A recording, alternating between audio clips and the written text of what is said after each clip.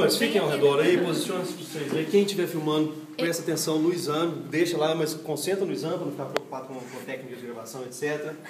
Primeira coisa, não se examina paciente sentado. Eu estou sentado só para facilitar a visão de vocês. Exceto em algumas situações que a gente precisa sentar, a gente fica em pé na frente do nosso paciente, tá bom? Primeiro lembrete, lembrar que é difícil a gente examinar a sensibilidade. Nós temos que testar várias vezes essa sensibilidade do nosso paciente, tá? Se tiver uma prática, esse aqui, pega esses palitinhos para mim também, não só esses que eu tirei, pode colocar aqui, e esse martelinho do meio, faz só o martelinho.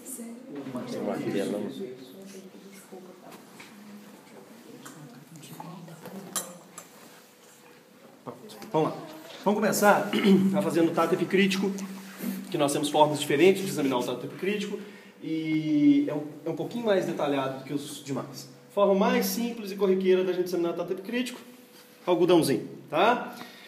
O padrão do exame é o seguinte, lembrete, eu vou fazer tudo aqui nos membros superiores dele só para demonstrar, gente. Sensibilidade, a gente examina onde for necessário, na superfície corporal qualquer que seja, onde for necessário.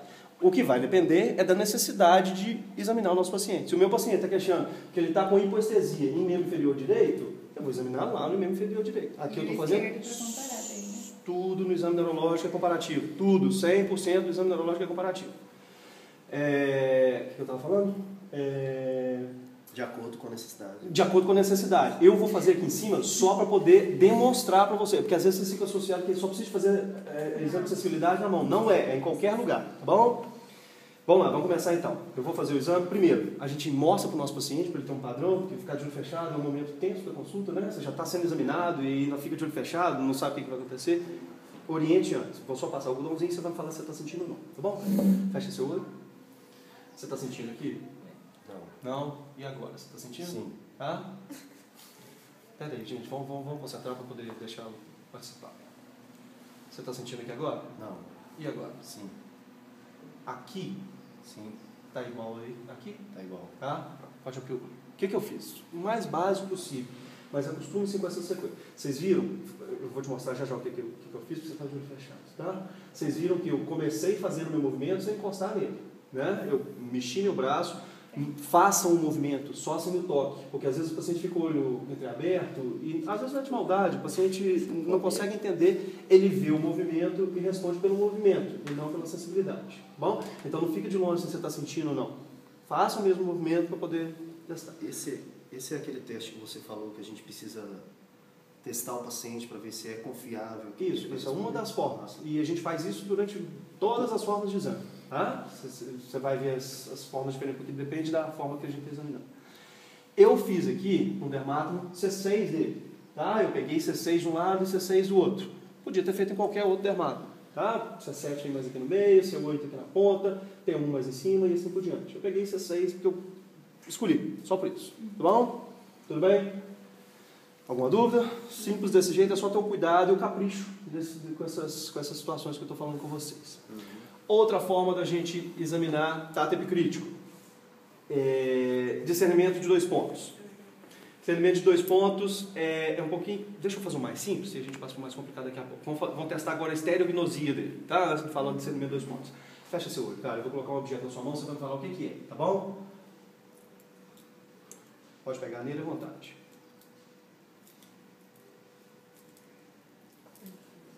Joia, beleza. Não foi um bom objeto, porque eu não conhecia, não peguei objeto meu, que eu estou sem nada aqui, não ia tirar porque ele fez barulho. Quando faz barulho, o paciente escuta, chave também não é bom, porque uma bate na outra e ele identifica pelo som. Tá? Quer fazer de novo? Não, é só para demonstrar, acho que vocês conseguem. Esse também faz as duas mãos, né? Isso, vou falar isso agora. O que a gente tem que tomar cuidado?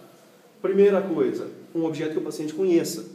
É gnosia, aquilo que eu falei. Se eu entregar um oftalmoscópio para ele, ele não vai saber o que é um oftalmoscópio. Né? Segunda coisa, uma mão apenas. Vocês viram que eu não coloquei na outra. Tem que ser um objeto para essa mão e o outro objeto para essa mão. Se ele juntar as duas, às vezes ele está sem estereognosia esquerda e eu não vou ficar sabendo. Tá bom? Um objeto para cada mão. E com esses cuidados de o paciente conhecer o objeto e não som para não induzir a resposta pelo som do objeto. Ok? Já corriqueiro mesmo, caneta, anel, exato, qualquer coisa de uso corriqueiro que qualquer um vai identificar. Tá bom? Ok? Tá bom. Depois da estereognosia, vamos agora para o discernimento de 2 pontos. Cheguem mais próximo que vocês conseguirem, para vocês entenderem o exame aqui. Eu vou fazer e depois a gente explica. Apoia bem sua mão aqui agora, deixa seu ombro relaxado. Isso, para você ficar tranquilo aí. Eu vou encostar os 2 palitinhos em você. Você vai me falar se você está sentindo 1 ponto ou 2 pontos. Tá bom? Continua de olho aberto por enquanto. Nessa hora, nós, examinadores, assentados e com a mão apoiada. Porque só da gente ficar longe assim, nossa mão... Treme. Não é nem questão de tremer, é de fazer a posição mesmo e ele sente diferentemente os estímulos. Então, assentem-se e apoiem no paciente de vocês, tá? Por causa desse apoio no paciente, toda vez que eu for... Olha aqui para você poder acompanhar. Toda vez que eu for fazer o estímulo, eu vou ter que mexer minhas 2 mãos. Se eu quiser fazer 2 estímulos, eu faço isso aqui. Se eu quiser fazer um estímulo só, eu faço isso aqui. Entenderam? Eu mexo sempre as 2 mãos e encosto o palito quando eu precisar. 1 ou 2. Porque se eu fizer só isso aqui, ó, ele não está sentindo ali, ele está sentindo a minha movimentação da minha mão do lado de cá. Então, as 2 têm que mover para poder fazer o contato, tá bom? Então, vamos lá, cara, agora fecha seu olho, você vai falar se está sentindo 1 ou 2 pontos, tá bom? 2. Isso. 2. 1. 2. 1. 2. 1. Ótimo. Olha aqui, abre o olho agora para você ver o que aconteceu. Deve dar o quê? Uns 3 milímetros aqui na região tenar dele. Foi diferente. O que eu fiz? Eu fiz em distâncias diferentes, não precisa ser progressivo, vocês viram que eu fui, voltei, fiz em distâncias diferentes, mas o que eu estava buscando? A menor distância que ele conseguiu perceber que havia 2 estímulos.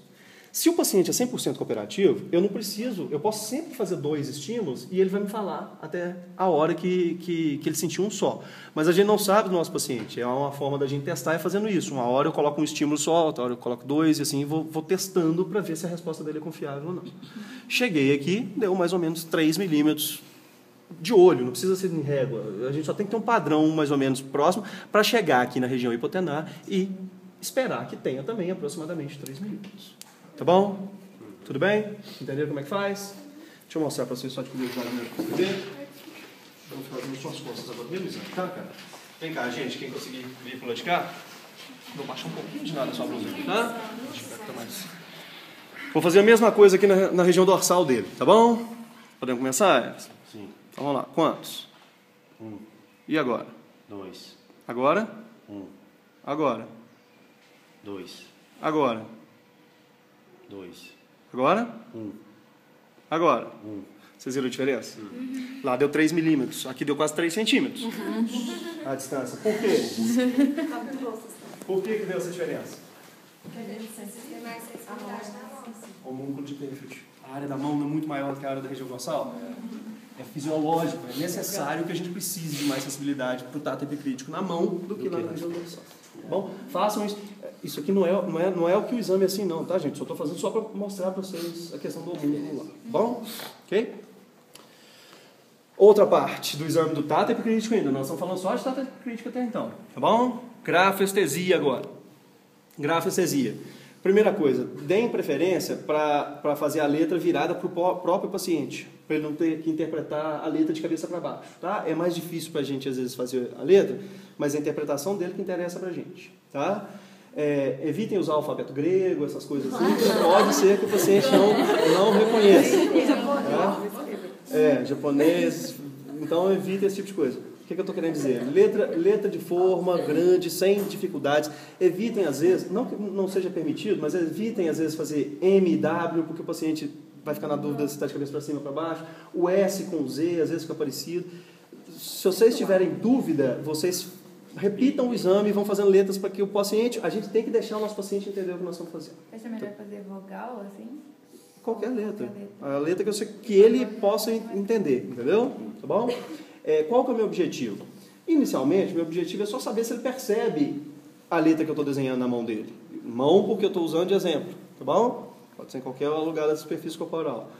Mas o que eu quero é saber qual é o menor tamanho da letra que ele percebe aqui, para eu vir do lado de cá e saber se ele sente, se ele percebe a letra também do mesmo tamanho do lado contralateral. Tá bom? Vamos lá, vamos fazer isso. Você vai falar qual letra que eu estou desenhando na sua mão, tá bom, cara? T. J. Vocês estão vendo as diferenças que ele fez? Pode abrir seu olho. Eu desenhei um A, ele interpretou T. Eu desenhei um T, ele interpretou um J. Presta atenção, mas é isso mesmo. Olha só, a gente tem que dar o peso necessário. Vocês conseguem imaginar que para o paciente que está de olho fechado, isso é muito semelhante? Eu fiz a letra e ele deve ter imaginado um T minúsculo que subiu, desceu e cortei lá em cima o T. Então, tenham o bom senso para a hora que vocês forem fazer esse exame, saber se o paciente não está sentindo ou se ele está só interpretando errado. Aí a gente vai mudando a letra, faz um C, faz um O, faz um P, até...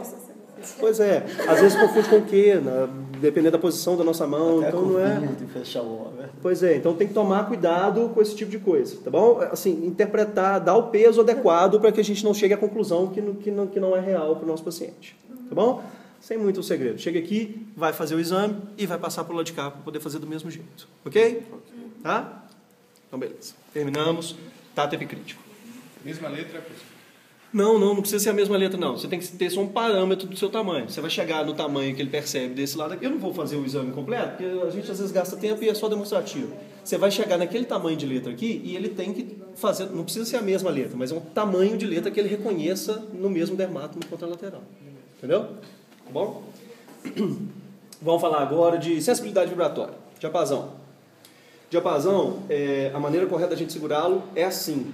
Tá? Nada de segurar assim e muito menos segurar assim. Tá? Ele não vai vibrar. Apoiem aqui firme na mão de vocês. Maneira de fazer vibrar é isso aqui, ó. Só fazer a percussão. Ele começa a vibrar. Tá? Tem gente que tem dificuldade que trava o diapasão assim e ele não começa a vibrar. Tira a casquinha, se tiver dificuldade, tira a casquinha da sua mão. Faz isso aqui, ó. Só fazer dessa forma. Ou ainda, quem quiser, só dá uma beliscada nele assim ele começa a vibrar. Tá bom? A gente orienta o paciente. Eu vou encostar, você vai sentir um motorzinho. Ah, você vai sentir como se tivesse um motorzinho na mão. Você vai me falar se está sentindo ou não. Tá? Vira sua mão aqui. Deixa eu aproveitar que você fechou o olho já instintivamente.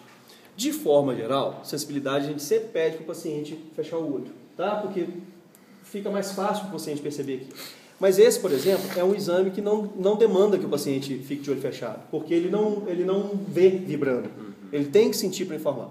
Mas, como regra geral, peçam para o paciente fechar o olho, que facilita e aí fica tudo mais simples para vocês fazerem. Tá bom? Okay. Vamos lá.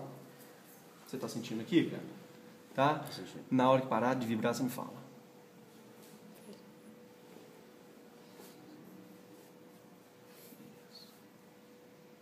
Parou. Perfeito. Joia. O que eu falei com vocês? Eu estou segurando o diapasão aqui e estou sentindo vibrar também. Na hora que ele me falou parou, eu também senti que parou de vibrar. Eu comparei a sensibilidade vibratória dele com a minha. Tá? Fiz aqui, vem do lado de cá. Lembrando sempre que não é... Na extremidade óssea, sempre. Tá? Veio do lado de cá, faço a mesma coisa. Se precisava lá em cima, se precisava na clavícula, se precisava na patela, onde eu precisar. Tá bom? Ok? Muito bem, vamos fazer agora a propriocepção. Esse, necessariamente, começa com o paciente de olho aberto. O paciente tem que ter um padrão visual para nos responder. Tá bom? Ó, isso aqui é para cima, isso aqui é para baixo. Bom? Baixo e para cima. Fecha seu olho agora. Tá para cima ou tá para baixo? Tá para baixo. E agora? Tá para baixo. Agora? Tá para baixo. Joia, tá bom. Parece que é simples.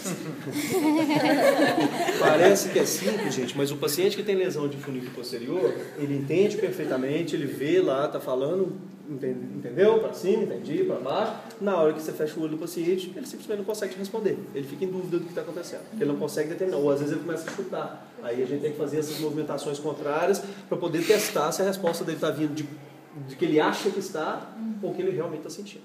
Tá bom? Ok. Temperatura. Deixa eu fazer dor aqui de uma vez, depois a gente faz temperatura. Dor. Quando a gente faz o exame de dor, gente, a gente não machuca nosso paciente, é óbvio. Né? O cuidado que a gente tem que ter para poder fazer esse exame. Essa é a agulha que eu falei com vocês. Tá? Ela é uma agulha que não foi feita para furar. Ela estimula a fibra dolorosa e não fura. Ela geralmente vem nesses... A gente tem as agulhas à parte, mas geralmente vem nesse tipo de martelinho aqui. Embaixo ele tem um pincelzinho, que substitui o algodão se a gente não tiver, e em cima ele tem essa agulhinha. É essa agulha aqui que vocês vão usar. Tá? Primeira parte do exame é... O padrão do exame é o mesmo do exame com algodão, mas com peculiaridade. Façam em vocês o estímulo para saber a intensidade. Ela não foi feita para furar, mas se você forçar, ela vai machucar o paciente de vocês. Façam em vocês o estímulo antes para poder sentir isso. Tá bom? Ok? Beleza. Deixa a sua mão relaxada, eu vou fazer a mesma coisa. Você vai me falar se está sentindo ou não. Tá, cara? Sentindo? E agora? Está sentindo? Não. Agora você está? Não. E agora? Estou sentindo.